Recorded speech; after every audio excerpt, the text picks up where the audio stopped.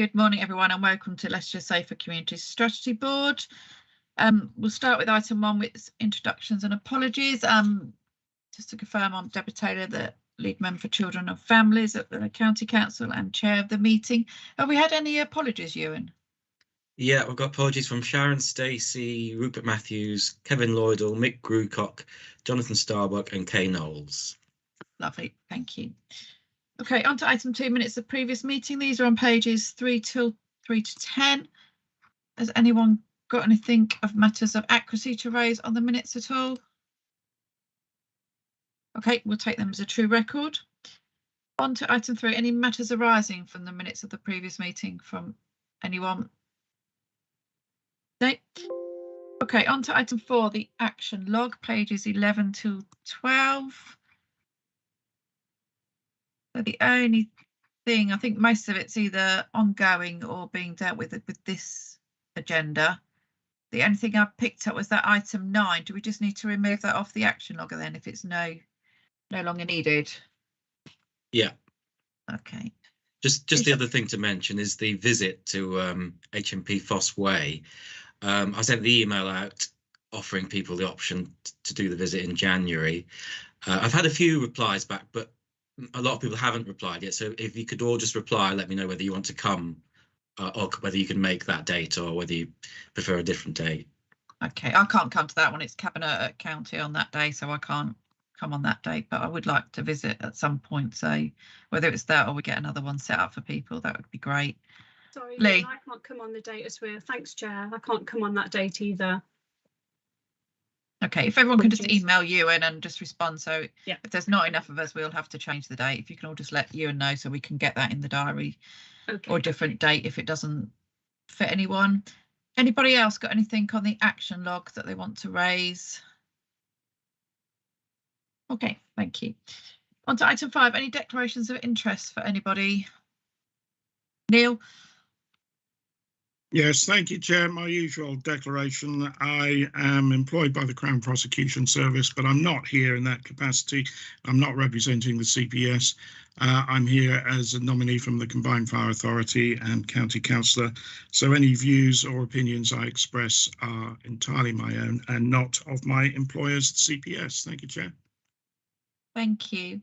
Okay, on to item 6, HMS Foss Way update. Who's taking us through? That's me, Chair. Yeah. Nick, okay, over to you. Yeah. Nick. Morning, everyone. Raj sends her apologies. Unfortunately, she's got COVID and she's not very well at all, so she sends her apologies. So you're gonna have to do with me today, I'm afraid. Yeah, so just to update you where we are at the moment, the build is progressing. There is a slight delay to the build due to partly weather conditions and part of the national picture about the recruitment picture. So some of the subcontractors being able to get the right tradespeople on site. We are still planning around a completion of construction on the 16th of February, but it is likely to be probably sometime in mid-March, I think, especially as we are going into some of the winter period. That will still mean there will be 3 months between construction completion and first prisoners arriving, originally planned for the 17th of May, likely to push into early mid-June. We will know the second week of January, the actual completion date, so we'll be able to report accurately from January. And what we'll need to do, and I will need to do, is then do some contractual work with Serco because they have a set contract start date based on the current construction. But yeah, things are going well, things are progressing. The groundworks are now taking place with footpaths and roadways being tarmacked, etc. inside. So it's looking more and more like a prison. In respect of Serco, they are well advanced in their plans for taking over the prison when it is completed. Significant amount of work at the moment going on with their FM team, so you can understand this. I think there's near on 200,000 assets that need commissioning on site. Serco and my team need training in the use of those complex systems. There are life safety systems in there. We have in-cell misting across the prison, so in each of the cell there's a misting system. So all these need pressurizing and testing and commissioning. But things are going well, excuse me, at the moment. In respect of Serco, as I say, they have recruited their senior management team now.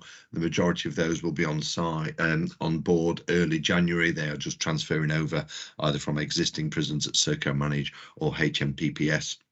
The first prison custody officer training course is due to complete today, so their first tranche of prison officers will be qualified today.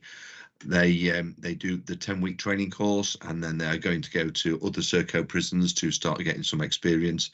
Serco have done this course at their risk. They've done it 3 months earlier than was initially planned, just because of the national picture around recruiting. The next course starts in January. They can have 30 on that course.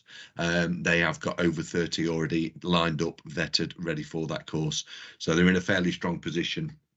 One of the positive things that Serco did that helped them with their scoring for the bid is they are bringing in 107 experienced prison custody officers from their own prisons for that level of experience for a period of 12 months up to 24 months. They're already in the throes of that. They have 60 of the 107 already identified. Understanding where the current market is as well, the employment market is, they have made some slight amendments to their pay scales that has seen benefits with the number of applications that they've had, and with their experienced staff that are coming over and will require to transfer to Fossway. For that period, they'll have to live away from home. They've introduced quite a healthy bonus scheme as well for those prison custody officers. So one of the issues you always have when you're mobilising a prison is making sure you've got enough experienced staff. We've struggled that previously, but they've got a really good plan about bringing that experience in, and they're looking to permanently transfer some of those staff in as well if they want to. So yeah, Serco's in a really strong position. They're now starting to put some detail onto their contingency planning to manage incidents if and when they occur in the prison. That includes contingency planning with the emergency services. And last week we've done a piece of work with Leicestershire Firearms. There's an opportunity which we didn't have at Five Wells because of COVID, to run a firearms exercise. It's extremely rare that you need to bring firearms into the prison, extremely rare.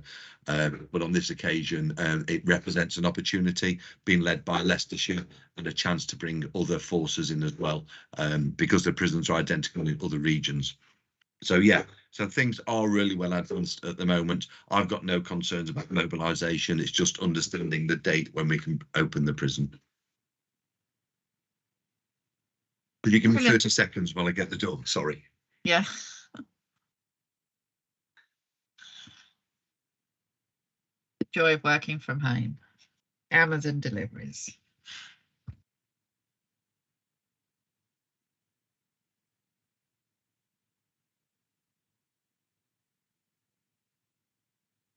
I hope it was important. Was it your Christmas present? It's my monthly box of beer from a brewery, so yeah, I've got to put my hands up to that. It will be used at Christmas. Yeah, so yeah, we are in a strong position, folks.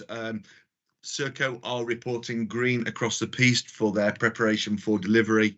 If there is a delay to construction by a few weeks, it's a bit more advantageous to Serco because they are ready for mid-February. But what they will do if there is a delay of a few weeks, they've said they're going to send their new prison officers out to their prisons to give them more time to get more experience. So they're using that as an opportunity as well. Just a couple of points from me. I'm intrigued by the misting system in Sales. Is that for fire or? Yes, yeah, absolutely. Okay. So the Five Wells at Welling was the first time that we did that. It's a pressurized fire misting system. I was very skeptical when they first said they were going to introduce it, but it's a very robust misting system based for every cell has fire detection in there. So it detects the heat, it detects chemicals of fire. It's a very robust system that will identify if it's been tampered with. So yeah, if there is a fire in a cell, and they are quite rare, what the system does, it sets the fire alarm system off, and it will give Serco staff 2 minutes to get to the cell. If within 2 minutes they identify it's a false alarm, they can cancel the misting system. If they get there early and there is a fire, they can activate it to start straight away. If they don't get there in 2 minutes, it will just start straight away anyway. And historically, there are some prisoners who are being managed by the prison operator that do cause problems and think it's fun to set a little bit of a fire. That's unlikely to happen here, and it hasn't happened at Five Wells, because when that happens, the misting goes off and all their property gets very, very wet, and they don't get very happy about it, and the stereo doesn't work. So yeah, it's second time that we've done it, and it's working really well at Five Wells. So yeah. Okay, never heard of that before, so I've learned something every day, as I say. So yeah, brilliant. And just another point on there, you put about the additional housing block that the planning application's gone into now. So I'm just sort of, is that going to be done at the same time as the rest of the build, or is there going to be a delay and then you're going to have to go back on site to build the additional block? Yeah, so it's going to be done separately. So I found out yesterday that on the 15th of December that application is going to be heard. So that's next Thursday. So we should know next Thursday if we've got planning approval. There was only a few minor objections that we've dealt with, but there is significant pressure on the prison population at the moment. The prison service at the moment is doing what we call locking out. We are that full that prisoners are having to be kept in police stations, and we have an agreement with the each police force to do that. So there's a real desperate need for prison places, led by the courts getting back into action again, and there's a significant number of prisoners held on remand compared to what we normally have. So yeah, so what will happen, the prison will be built, that it will be opened as it was always planned to be. Lend-Lease will, if we get planning permission, have the contract to build the additional house block next to the prison on what we call the northern compound, and then at some point what we'll need to do is just breach the fence line to connect the two together, but we've got some detailed plans to do that. Okay, so that can be done safely with the prison operator. Yes, and they can absolutely, build the yes. Okay. Yeah. And just one other question, the only target that you haven't met already is your apprenticeship target. So have you got a plan to meet that by 2023?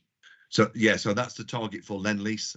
So it's a Lend-Lease target. As part of that, they tell us that they do have a target to achieve that, and they're going to be on site for the next few months. So yes, they do have a plan to achieve. Brilliant. Thanks, Nick. John. Thank you, Chair. Yes, just a few points. Just to confirm that, yeah, planning will be held next week with Blaby District Council, so we can clearly inform Nick and the team immediately after that and the wider board. Also, just want to thank Nick and his team for the ongoing communications and relationships that we have with them. Really positive, and just to reassure the board that local communications are working extremely well. We have met Graham Blair from Serco and are meeting him regularly on a monthly basis with a local team, and again the relationship's extremely strong there, and we're developing relationships particularly around housing and resettlement and the prison protocols, and that will continue, and again that's really positive, and there'll be some good news stories on the back of that, I'm sure.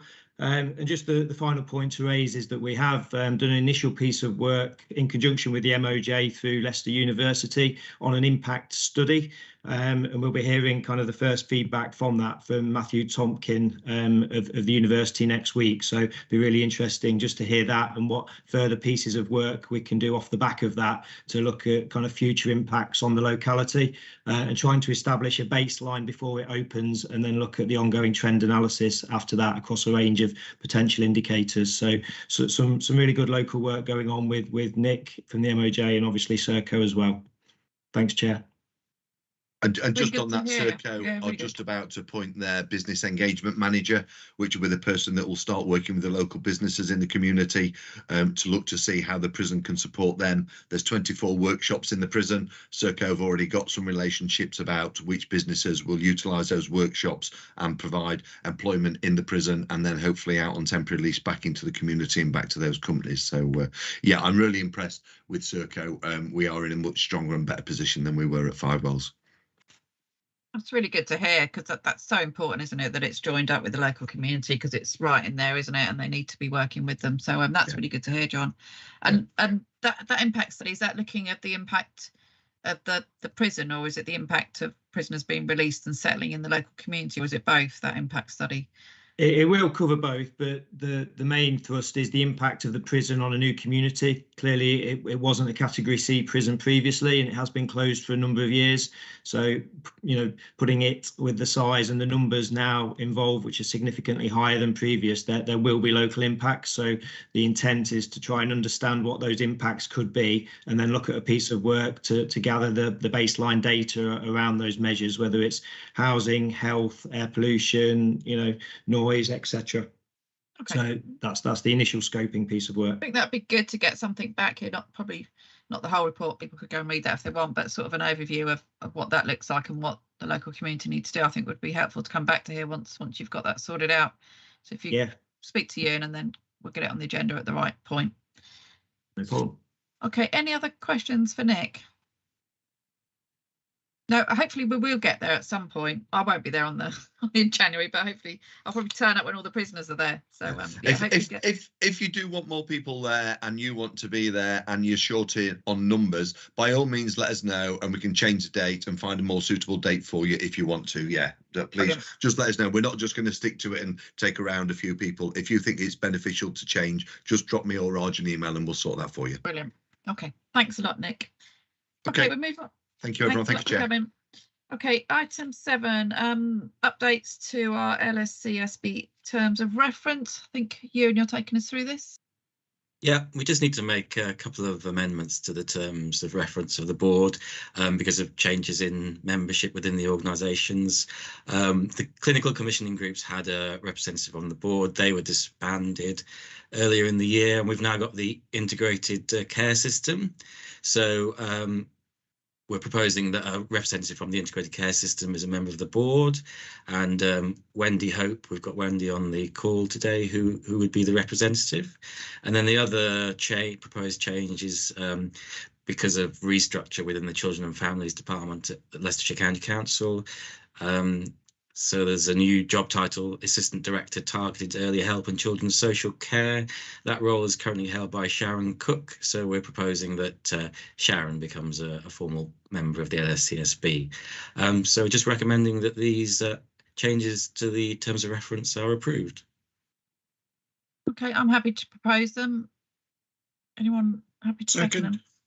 Okay, Piera. Just a clarification. So representative from Leicester City Council and Rutland, we would be only guest as a participating observer with no voting rights. From next year, Pierre, Rutland are joining in with us. So it will become Leicestershire and Rutland Safer Community Strategy Board. So it will just be the city that are invited as guests if they want to for observation. Okay, yeah. Okay. Bob. Yeah, a couple of minor points for me. Thank you, Chair. Bob being Head of Probation Service. Just to say, I think it says National Probation Service. We're actually just called the Probation Service now since amalgamation. And under substitute members, it says a substitute could be the providers of probation services. That's really old speak when there were two halves of the probation service. There's no such thing. It's just one probation service now. So we couldn't have a substitute member from another organisation. Okay, thanks for that, Bob. We'll change that on the reference. Mark. Yeah, just to clarify, Chair, that we haven't actually formally decided to amalgamate the two yet. We're still talking about it. So that's something that's a decision which needs to be made our end. Okay. But we can have joint talks about it. Okay. I was under the impression it had been agreed, but I'll stand corrected. Not that I'm aware of anyway. Not that I'm aware of. You'll still be here as an observer then if it hasn't happened or it doesn't happen, you'll still be here as an observer. Yeah. Okay. Okay, with those slight tweaks to wording for the probation service, are we all happy to accept those terms of references? Great. Okay, thank you very much. Okay, item 8 was warning zone, but I've been informed that unfortunately they're not going to be able to hear today, so we're going to bring that back at our next meeting, which is in March. And then just before the meeting started, I got informed that Charlotte, which is item 9, the antisocial behaviour assistant government's coordinator officer has been called away on emergency, so she's not here. You've got the report there. Do we want to take, if there's any questions, are we going to have her back at the next meeting as well? Chair, Charlotte is a standing agenda item, so she will be back to the next meeting.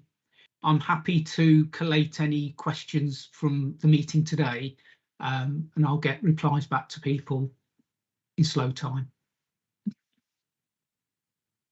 Thanks, Rick. Was there any questions from anyone on item 9, the antisocial behaviour?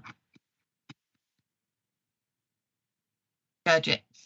Just to advise members on the meeting, the Sentinel officer post is first year has been completed and it's due to end October 23.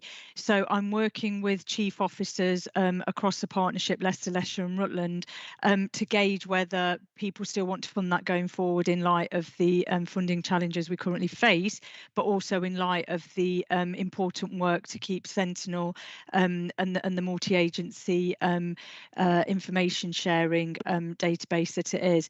So what I propose is that I'll continue that work with officers. We're devising a report, the pros and cons, etc. But I will bring that back here some point next year, just so that it's not a case of the post folds and then we have to resurrect it again. I think it'll be good, and it's not Charlotte's post; it's a post. Yeah, just to give you the heads up on that. Okay, thanks, Gerd. Yeah, because I think we have seen an improvement in the system and how it's managed and the risk and all that sort of stuff, haven't we? And the vast amount of data on there that shouldn't have been on there. So I think it has been a really key role. But like you say, we need to know if we need to continue it going forward. Okay, so that'll be good to come back. So we'll see Charlotte hopefully next year. Okay, so we'll move on to item 10, the Leicestershire Police update. Amy. Morning, everybody. I'm here on behalf of Johnny or Claire, who I think would normally attend. So hopefully you've all had a chance to read through the paper, but I'm not sure how much detail we normally go in. I'll just kind of talk through it a little bit, if that's okay. And if we'll take the report as read, Amy. So just if there's any sort of highlights or anything that you want to flag, that the report's been circulated, so everyone should have read it. Okay, lovely. So yeah, I won't sit here and read it then, but hopefully reading that we've got the new rural policing team will have been a positive for people. It's been a really effective and a really well received team across the county. Had some really good results. It's a really popular team for officers to want to work on because they get all the best kit and all the gadgets and all the quad bikes, etc. But it's had some really good results with local community and other stakeholders, so that's a really positive story for us. And in the last couple of months, the staffing and the staffing in there has increased. So they've now got an inspector, 2 sergeants, and 5 PCs, which is really good. Hopefully, everybody already knows. Back in April, our HMIC report was pretty positive for the force. I think for the first time we got outstanding in crime recording and our work around protecting vulnerable people, but also some challenges for us in terms of our crime investigation and our response to the public. So adequate in those areas. So lots of internal work going on around how we can try and improve, I suppose, the quality of investigation and the efficiency and the effectiveness of it. Sorry, the dog's barking. Challenges of working from home. I guess people will probably already know and understand the volume of young in-service officers that we've got in Leicestershire, and we actually chose to do the uplift programme quicker than anybody else. So taking that 500 plus officers on in that 2-year period has given us some quite difficult challenges in terms of making sure they've got the skills and the capabilities and the experience quickly to be able to deal with some of those investigations. So it's quite painful for us in some areas, but I think in the long term we'll come out of it quite positively because we will get through the pain quicker than a lot of the other forces because we recruited so quickly, and those officers are starting, I suppose, to get more experience and skills, and recruitment will slow down in the next 12 months and probably the next few years with the spending cuts that are coming. So I suppose the experience gap in our officers will reduce, and we should see their skills and their abilities, I suppose, increase. And hopefully that will be reflected in any future reports in terms of our investigation standards. We've got a big campaign running around standards within the force, and that is largely influenced by some of the national focus on policing, some of the awful incidents that we've seen elsewhere in terms of, I suppose, really high profile examples where police officers have done some pretty dreadful things. So we've got a monthly campaign where we put out information around the standards of professional behaviour. It'll probably be no surprise. December, we are focusing on professional behaviour off duty, if you like. Lots of campaigns going out around people being sensible when they're out on Christmas do's, thinking about what they're posting on social media, that kind of thing. And that's it's done in a quite a light-hearted and nice way, in terms of, rather than pointing the finger, just trying to make people raise awareness of what they might be posting and understanding the expectation on us both on and off duty, which has gone down quite well. In terms of our race action plan, lots of work going on around that. I won't read this, hopefully people have seen it. We've got some quite positive stories in Leicester in terms of our percentage of recruits that we've managed to get in the last uplift programme. We're at 50% female, and we are gradually increasing the number of those minority officers within our teams. We're not where we want to be, nowhere is. It would be wrong for me to sit here and say that we're where we need to be. We're not, but we have got more minority group officers than we've ever had in the force, and that is increasing. So it's going in the right direction, but it would be wrong for me to sit here and say we're there, because we're not. But lots and lots of work around how we can try and actively encourage and genuinely engage with those hard to reach potential recruits, and those communities that we need to have that trust and confidence in us, and that's a theme throughout the whole force, across officers and staff recruitment, which hopefully will continue, and we'll see those figures increase. I'm giving you too much detail, just interrupt or tell me if I'm not telling you enough. Diversity inclusion training, again, we're trying really hard, I suppose, to be a force that's recognised as being exceptional in that area, recognising we are a force that is probably one of the most diverse in the country. It would be wrong for us not to aspire to be one of the best forces in terms of how we train and make sure our staff understand diversity and inclusion. We've got some external consultants in at the minute delivering training in force. It's really good. It's actually really interesting. I think a lot of people go on the training thinking, tick a box, we're going on diversity training again, but actually the training we're delivering is really, really good. And I haven't spoken to anybody who's come away from the training and not actually enjoyed it. So the heavy investment in that, but it's definitely something that we need to do. I kind of covered the recruitment a little bit in my initial chat. We've massively increased our front line. That comes with some challenges, but it puts us in a good place, I suppose, as we go into a period of austerity. We're only going to do normal recruitment for the next couple of years. So that's probably, I think it says here, 150 was anticipated for 2022. That will come down. We may only be recruiting sort of numbers to keep stable in the next couple of years, which will mean some of our other challenges are reduced. If we're only bringing in 30 to 50 officers a year, that's going to be far less challenging than the hundreds that we've had over the last couple of years. But lots of work as well to try and minimise the number of resignations in that first 2 years. We've seen that increase, but actually you would expect it to increase, because if we've got a 5-fold increase in the number of officers we're bringing in, naturally we would expect that number to go up a little bit, but we don't want to see people resign. So some work to try and prevent that and understand the reasons why as well, and the disproportionality of those people who resign. So trying to understand that to prevent it in the future. A couple of things that on the horizon, people may remember or know what the IRVs were, Instant Response Vehicle. Our new chief Mr. Nixon has got a real passion for bringing these back. So these are slightly faster, higher powered vehicles that sit within the response team, and it's kind of seen as people aspire to be an IRV driver because they get the faster cars and the better cars. And the idea being, one, it will improve our response times, and two, it will give our frontline officers that opportunity to aspire to do something a bit different on those teams. We often see people get to 2-3 years and desperately want to get off response.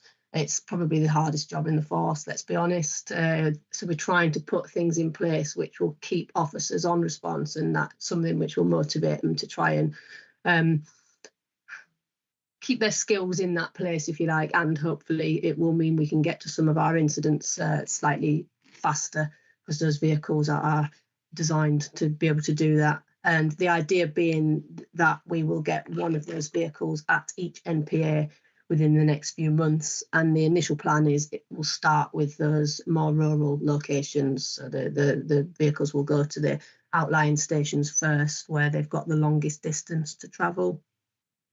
Oakham, I'll get my words out. Oakham's getting a front inquiry office. Been in the plans for quite some time. They're adapting the station so that we will open that new FEO in Rutland. Sorry, saying Oakham there. But what that will mean is we will have the FEO in all of the 9 NPAs. I think, quite rightly, we were getting some questions as to why we didn't have that front inquiry office there, and we will. So that will be positive for us. And quite a big change, the shift inspector command cadre. So without going into all the policey detail, the easiest way to describe this is probably, and what we've done is we've changed the structure slightly so that all the response shifts now have a dedicated shift inspector. So previously the inspectors spanned across all the different shifts. So they were trying to manage people who were on 10 different shift patterns, if you like. What we've done is we've restructured, and we've put a dedicated shift inspector across all of the 10 shifts, whose main job is to look after the staff and to try and support the sergeants in making sure their crime queues and their investigations and their welfare and everything is at the forefront of what they're doing. And that's partly led by some of the challenges we've got around crime investigations, and trying to invest in making sure that the officers are progressing those as well as they can, and they've got what they need in terms of supervision and support for that. So it's quite a big change, but it gives us more inspectors in terms of per shift. So we've got a dedicated shift inspector for all of the response teams, which is good. That's probably the easiest way to explain that. And we all know that we've now got Mr. Nixon as our confirmed chief, which happened officially in November. So that is kind of me talking through the report. Happy if there's any questions or anything I've not gone into enough detail on. I'll be quiet and take any questions if that's okay. Thanks, Amy. That was a really good cover. I really enjoyed reading this. Obviously, I'm chair of Police and Crime Panel, so I've always got a vested interest in a lot of this stuff anyway. I was going to ask you about the IRV vehicles, but you kind of explained that, so it is just a better toy to play with, isn't it, for everyone? So yeah, I'm sure they'll enjoy that. Really good inspection, and I suppose the only thing I did pick up from there is the responding to the public, and I think as elected members, that's probably the thing we get mentioned the most is, well, there's no point reporting to police, I don't get a response. So I'm really keen that that's fed back, that that's something we really need to work hard on. There doesn't always need to be a response, but if people understand they're not going to get a response, but there's action taking, it fits that piece of the jigsaw and all that sort of thing. So I think we need to be a lot more active about how we explain that. And really good diversity, that's really good to see there. We've tried really hard, especially with the diversity, especially within Leicester City, that's reflected across the police force. So that's really good as well. So yeah, those are my only really feedbacks, but yeah, I will be asking to go out on an IRV vehicle then for a session overnight to see what they're like. If you get travel sick, I wouldn't. Okay, I'll take some tablets. Release. It was just really on the rural crime issue, and I was really sad that I couldn't join the meeting on Wednesday, which was to discuss it. I'm very encouraged, like you, about the rapid response vehicles. The quick question is, could they have drones as well? Because when it comes to hair coursing and things, it's quite important that good evidence is taken. But really, my question is, it's one of Melton's priorities for the Safer Community Partnership. Is there anything more that we can do to help the police as a partnership with rural crime? Because we've seen a spike recently in Melton, and I know you've done wonderful work and stopped the horse box in Yorkshire, which had a tracking device and got all sorts of things. But if there's anything that we can do more to help you, please just let us know. Okay, thank you. I'll take that away to, have you met Neil Whittle? He's the new inspector, so he was probably on the meeting on Wednesday, and he is always keen for any help or support that's on offer. So thank you. I'll take that offer away, and I'm sure if there is things that he sees we could do collectively, he will jump on the chance. It would be very nice to have drones in all the IRVs. We are looking at hopefully getting some additional pilots for the drones. Yeah, who knew you needed to be a pilot to fly a drone? But you do, which it comes with considerable cost and abstractions, unfortunately, for the force. So I know there's Neil and the team are looking at trying to put a bid in to try and do that. It would be nice, and I think with the reduction in I suppose past the helicopters availability because of financial reasons, understandably we are relying more and more on the drone, and it is brilliant. You know, if we use it for firearms incidents, and the detail and it is brilliant. So I'm a big fan of it, and if we can uplift its availability and the officers to actually fly it, if that's the right term, then we will, because we're going to get the helicopter less and less, I think. Yeah, it would be particularly helpful in hair coursing, where it takes place a long way away from main roads and things, and it would be very useful to be able to gather evidence on that. Yeah. But we're desperate to help, and I've seen a spike. It's calmed down again recently, but it's. I was talking to Lindsay about it last night.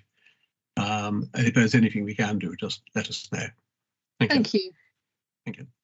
Yeah. In July, Inspector Bott brought his team with the drones, and he brought the drone team with him to the police and crime panel to show us how, and it's amazing, the drone, how it had the detail on it was amazing. So yeah, we're fully behind the drones and that, and it's definitely the way forward, isn't it, rather than putting a helicopter up. But I know the drones to buy are very expensive, and the training's pretty tough as well for those pilots. So yeah, but I think that is the way forward. We'll, you know, drones are definitely the way forward. Gurjit. Thank you, Chair. Just a couple of things. Firstly, in terms of, Amy mentioned diversity, but just in terms of the hate crime and incident work, Adam Streets is now the new strategic lead for that. So we're driving that work forward, and a new meeting is being convened across Leicestershire and Rutland in the new year.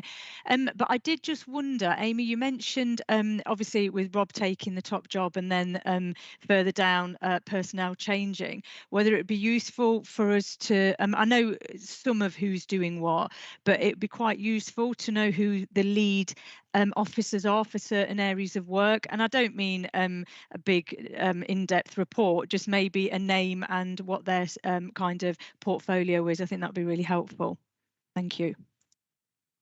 Yeah, I'm sure Mr. Paul Allen's got hate crime as his portfolio at superintendent level. So if that's the kind of level you're interested in, we've got a really simple graph which says who's got what portfolio. I don't see any reason we wouldn't be able to share that, and I'm sure the chief officers have probably got a similar one, so I can take that away and ask if we're able to share that, if that's okay. Brilliant, thank you. Neil. Thank you, Chair. Just a couple of points. First, in respect of the inspector's report, I echo the Chair's congratulations with regard to the outstanding grades that were achieved, but also to share their concerns where the grades have been adequate in responding to the public and particularly with regard to investigating crime, which a lot of people, a lot of the public, think that's what the police's job actually is. So I look forward to hearing in further reports the work being done to increase the levels to ensure that investigating crime is obviously being addressed and being the improvements in that. The second point I wanted to raise, which is not in the report, so forgive me for that, but it's just in my division, there's been a stabbing in the last 2 or 3 weeks at a pub, which is a very, very rare occurrence given the rural community that I serve in my division. And then I heard last week about another stabbing of a teenage boy, I think in Weston. And again, very rare and exceptional. And I began to wonder whether or not knife crime now is becoming more prevalent in the rural communities. We tend to think of knife crime as perhaps being more of an urban crime than one that happens in the other communities around Leicestershire. And I just wondered, again, for information to come back to the meeting, is there an increase in knife crime reporting going on outside of the city? And if so, what are the factors being used to address that? Thank you, Amy. Okay, I will happily take away an action to feedback, I suppose, the science and the accurate detail as whether the numbers tell us if that is a problem or an issue. I guess from a personal perspective and from my own knowledge, I think in the last couple of weeks we've had some quite high profile significant incidents in the city and the county involving serious assaults, which I don't believe kind of increases the volume. We've just unfortunately had a number of quite high profile significant incidents.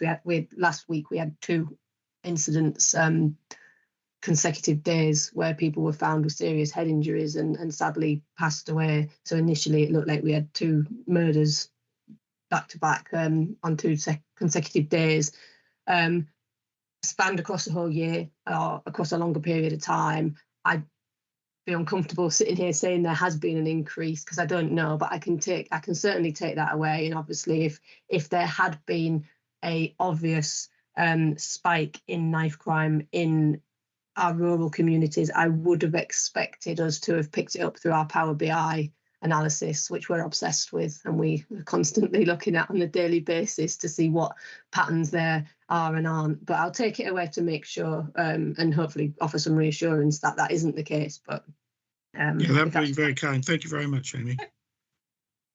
I think as well the VRN, haven't they? They've got a lot of data for us, so it might be timely for them to come back to us maybe in the new year with updates from them, because for me, I think they're seeing that the turn slightly of it starting to come down a little bit from the data they've got and the hospital data and all that sort of stuff. So it'd be good to hear. I think they are 2 isolated incidents that's happened in a short space of time rather than an overall fear. But the sense of fear just goes up, doesn't it, with the public when they see that on the news? It's like, oh, knife crime and head injuries and stuff like that. It's getting worse. It's getting worse. But I think the data tells us it probably isn't. But it'd be good for Amy just to feedback for us on that point. Mark. Yeah, just very quickly, thank you, Chair. Just to say, I welcome the Front Inquiry Office to be opened in Oakham. Long overdue. We haven't had a dedicated police station in Rutland for some time, so I do welcome that. I also welcome the news that the IRVs are going to be deployed to outlying areas of the LLR. So hopefully Rutland will be one of those, as we are right out on the cusp. And just see how that develops. So thank you once again for the updates. And I've been copiously writing, so it's certainly been worth listening to your report. Thank you. Okay, I think that's all the questions, Amy. Thank you very much for the report and for coming to speak to us. Really good to meet you, and some interesting information there. Thank you. Turn my camera off now. Okay, thank you. On to item 11, local prevent review update. Anita? Thank you, Chair. Ewan, shall I share the slides, or have you got them? If you can do it, that'd be helpful. Yeah, no, that's fine. I can do it.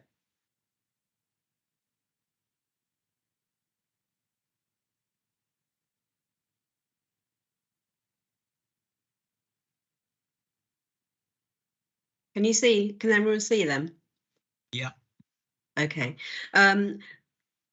You have the report, so I'm not going to go into great detail, but this year earlier on, we had the Prevent Benchmark Performance Leicestershire review, which is something that Ian came and spoke to myself and Gurjit on. So an overall sort of Leicestershire sort of review on the work we do across Prevent.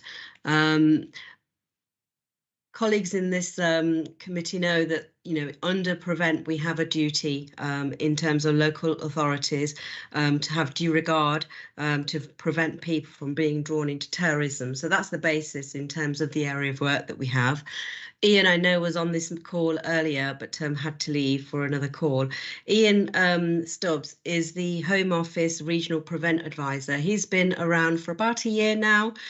His input and information that he shares with us within the East Midlands is invaluable. He's a very good point of contact for us. And he actually undertook the evaluation around our local duty. You may recall in the past I did come to this group to talk about the Home Office Prevent Benchmark Toolkit, which is something that's of a good practice measure that the Home Office launched some time ago. And there are 10 benchmarks that local authorities up and down England and Wales should aspire to work to, and that includes the district borough councils as well. And within the review that Ian undertook, the scoring criterion is set through the Home Office, and it's at a scale of 1 to 5. And I will share the table with you in a moment. But in terms of overall, how do we work across Prevent within our LLR region from a partnership level with the city and Rutland, we have a very effective partnership, which is what we have, strived to and have been informed of. And we look at the risk of radicalisation, how we mitigate that, and the terrorism that can occur in our communities. Overall, for Prevent in Leicestershire, we are meeting our statutory requirements, which is a positive. And on many areas against the benchmark, as a collective, we are exceeding them. And there is commitment in relation to the governance of our structure and how we look at risk assessments, and obviously the separate sort of channel area of work that exists is also equally strong. So that's in a nutshell in terms of a quick summary of what Ian found in the paper that you have had circulated. What I've got on the slide right now is just a quick snapshot for you to have a look at, which is the 10 local authority benchmarks that we work to. So individually as local authorities, the ones that we tend to work closely on our kind of individual level is item 7, 8, and obviously 9 and 10 to some degree, but we will be looking at that from a sort of PSG level, which is the LLR level as well. So in relation to the scores, anything that is 2 and below, we are not meeting. So you can see that under engagement activity and communication, we do need to improve.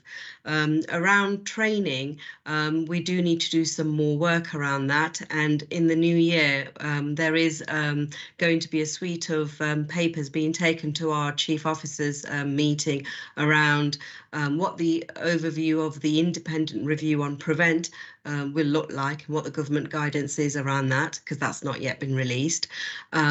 We will need to have a training strategy, which we'll be working towards. What the Home Office do consider as a good criterion is to have it as mandatory, and that's something that we within the county will need to discuss and look at.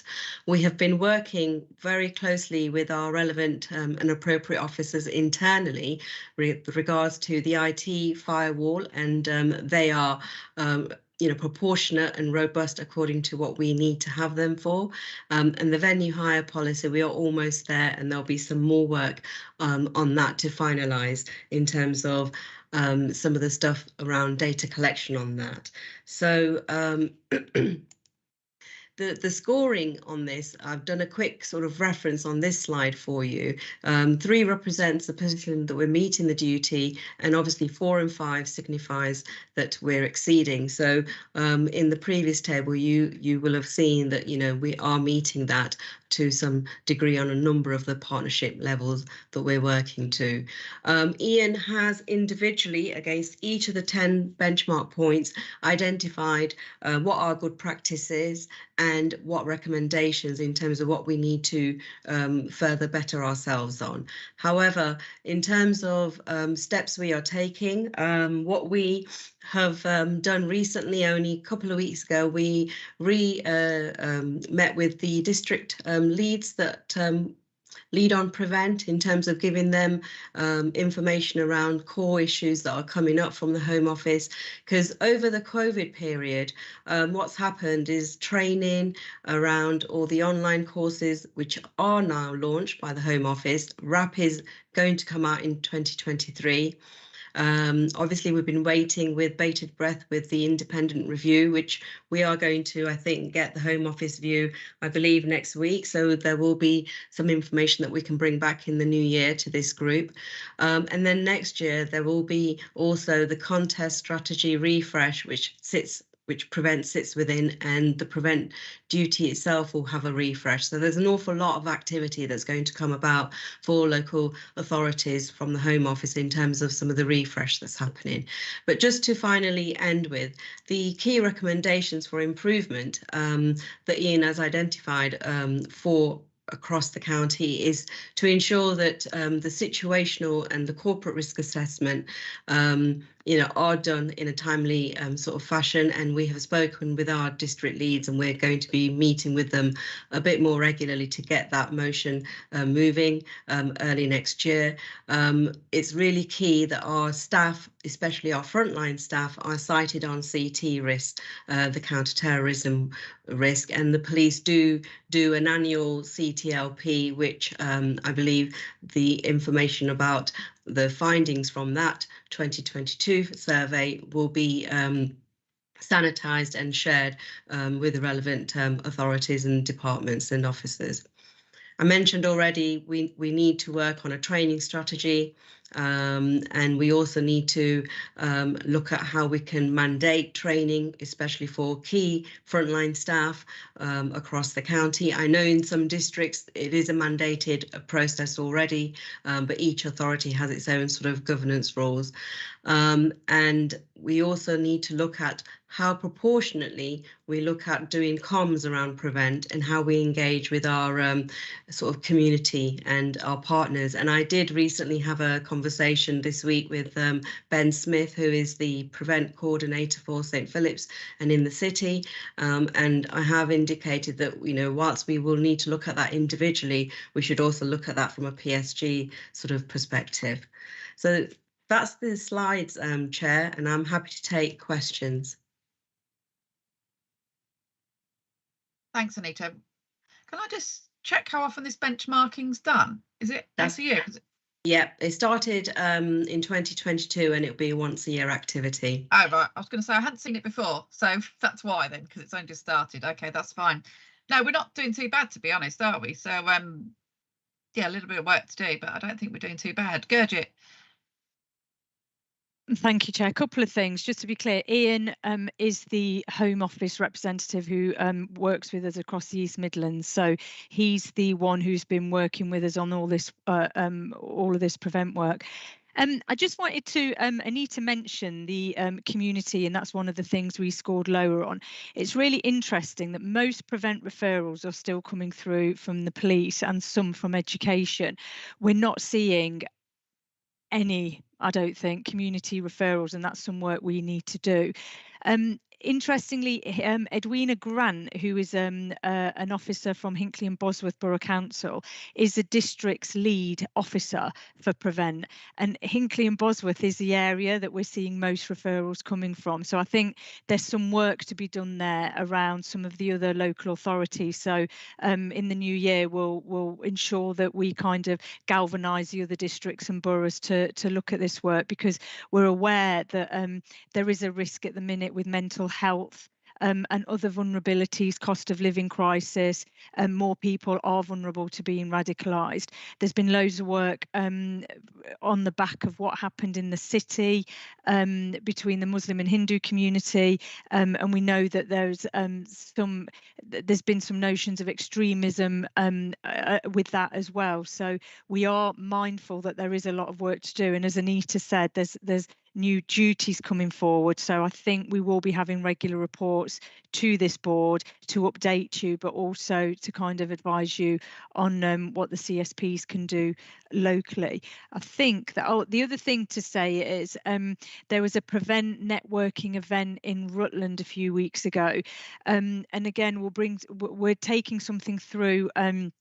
Certainly the county council, I'm sure the districts will support the districts to do something similar around disruption. So for example, if a right-wing group try and hire a venue in a particular locality, how we can disrupt that. So we're just working through processes on having something established to enable us to do that. And there will be a networking event in Leicestershire. I think it's in the summer, but we'll advise you of that nearer the time. And then the only other thing to say, just to remind everybody, that the City Council is a priority area, so the city do lead on most of this work, but that's notwithstanding, we do have we do need to be looking at it across the county and Rutland as well. Thank you, Gurjit. Just one more thing to add, Chair, if I may, is that I forgot to mention that the positive note is that there is some funding for unfunded areas like ourselves in the county. So that's another item that we've discussed with the district leads, to say that we need to consider what would be an appropriate kind of approach to put sort of funding bid in for to Ian. So to bear that in mind. Okay, thank you. Just the extra duty that you mentioned, is there likely to come funding with that, or is it unfunded extra duties? Probably unfunded, but what it is that with Ian's role and the other sort of regional roles that the Home Office have created, they've acknowledged that whilst priority areas get all the money, and even that's been tightened purse, the unfunded areas get neglected, and they need to have some kind of resource of money. So yeah. Okay, fingers crossed we get something then to help us do this work, because it's going to be officer time, isn't it? We have to apply though. We have to put in a bid, and the organisations that they have is on the Home Office list. So there are some rules and regulations, but yeah, that at least there's an opportunity to do something. Thank you. Thanks, Anita. Any questions? Mark. Yeah, just to clarify, as the representative of Rutland, Gurjit just mentioned there was a networking event in Rutland. I wasn't aware of it. Where did it take place? If through you, Chair, it was at the showground. So it's not necessarily for it's for those people who are on the Prevent. It's more of an officer, police officer, and local authority. It's not a member network. But okay. Yeah, Hugh hosted it. It was a great event, really well attended from representatives across the East Midlands. So yeah, I think the next one's Northamptonshire, and then we're coming to Leicestershire as well. Okay, I'll talk to Hugh. Yeah, he's normally really good at keeping me up to date, so I guess I'll talk to Hugh about it. Thank you. Okay, any other questions for Anita? Okay, really interesting report, and I think next time it's done, it'll be nice to benchmark it against how we've improved with the work that we're doing over the year, won't it? So yeah, look forward to that coming back to us. Okay, on to item 12, Safety Communities Performance, Q2. Rick. Thank you, Chair. The report has been circulated to everybody. It includes the latest link to the current performance dashboard, and it includes all the data that underpins this report. Just a reminder that the report focuses on broad county-wide trends, and performance does differ across some districts, sometimes quite substantially. I'm not proposing to actually read the report. I'm taking it as read, but if I can just pick out one or two issues that are of particular note. Total crimes showing a slow and steady increase. Burglaries, both commercial and domestic, and vehicle crime are all rising, albeit it is after a sustained drop during COVID. Violence with injury rates, which I know I've reported on numerous occasions, has been increasing quarter on quarter. That has, for the last 3 quarters, stabilised. So that's levelling off. Domestic abuse services have been recommissioned, and although UAVA data is still shown on the dashboard, it has ceased to be being reported upon. So there is a new service that's now been commissioned, and delivery is across 4 strands with that new commission service. We will be coming to the board with an annual report in relation to that, and we are currently working up some KPIs that we can actually put onto the dashboard. So it is old data that you see on the dashboard at the moment in relation to UAVA. Youth justice, the data that you see on the dashboard is the same data as you saw previously. Until very recently, the Ministry of Justice were going to change those KPIs. That is now not going to happen. We're going to retain the KPIs that we currently have. So that is something that's not going to change. Adult reoffending data is going to be added to the dashboard. That has been missing to date. We are working with the probation service to add that, and that will be updated very shortly. And the final thing that I wanted to pick out was MARAC data. We reported on this previously. It did sit at 51% in June 2020, which was very high and above the Safe Lives recommended threshold. That has now come down to 36% and has done so for the last 3 quarters. So that is quite reassuring as well. That's a very quick update, but those are the things that I've picked out of the report that you might be interested in. Happy to take any questions. Thanks, Rick. That last bit about the MARAC, because that's really good that we've managed to get, because we were consistently above that Safe Lives threshold, weren't we? Does this correlate? Does this correlate with our perpetrators? Is this correlated with our perpetrators programme? So has the reduction happened since we've had the perpetrators programme? I think that's more coincidence than sort of causal. The MARAC manager did come along to the board and explain the various issues that had actually caused that rise.